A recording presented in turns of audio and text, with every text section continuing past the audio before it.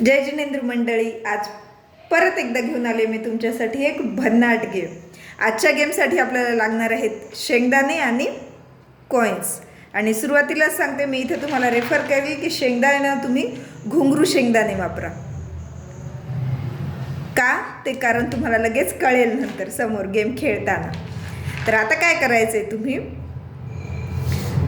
यामध्ये एक मुठभर शेंगदाणे टाकून घ्यायला लावायचे पार्टिसिपंट्सला ताटामध्ये। नंतर करायचा आहे टाइम स्टार्ट 1 मिनिटाचा।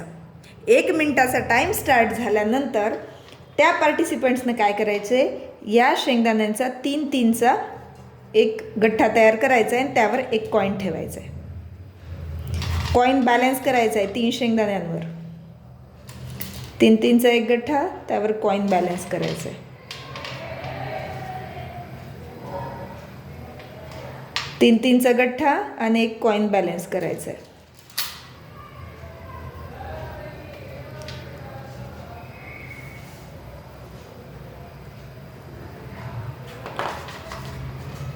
अशा प्रकारे जो पार्टिसिपंट्स जास्तीत जास्त कॉइन्स बॅलन्स करेल तो असेल गेमचा विनर।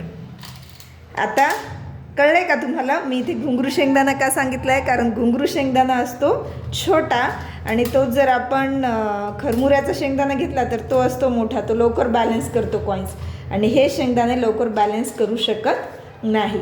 आता हाच गेम तुम्ही कपल गेम म्हणूनही खेळू शकता। तर तो कसा, तुम्ही 2 पॉईंट्समध्ये अंतर ठेवू शकता आणि 2 पॉईंट्समध्ये अंतर ठेवून हजबंडने मे बी शेंगदाणे आणायचे आणि वाईफनी कॉइन्स नेऊन त्यावर सेट करायचे। म्हणजे एका टेबलवर शेंगदाणे ठेवायचे, एका टेबलवर कॉइन्स ठेवायचे। मग हजबंडनी जर शेंगदाणे नेले तर लेडीजनी काय करायचं, वाईफनी त्यावर कॉईन ठेवायचं आणि ते बॅलन्स करायचे। अशा प्रकारे तुम्ही घेऊ शकता। 3 ऐवजी जर तुम्हाला जमलं 2 शेंगदाण्यांवर कॉईन ठेवायचं तर ते करून बघू शकतात। पण मी तर करून बघितले मंडळी, ते काही जमत नाही आहे। 3 शेंगदाणे घ्यावेच लागतात कॉईन बॅलन्स करण्यासाठी। तर कसा वाटला गेम आवडल्यास नक्की लाईक करा आणि चॅनलला सबस्क्राईब करा आणि तुमच्या मित्रांनाही या गेमची लिंक शेअर करा। पुन्हा भेटूया अशाच एका नवीन गेमसोबत। धन्यवाद।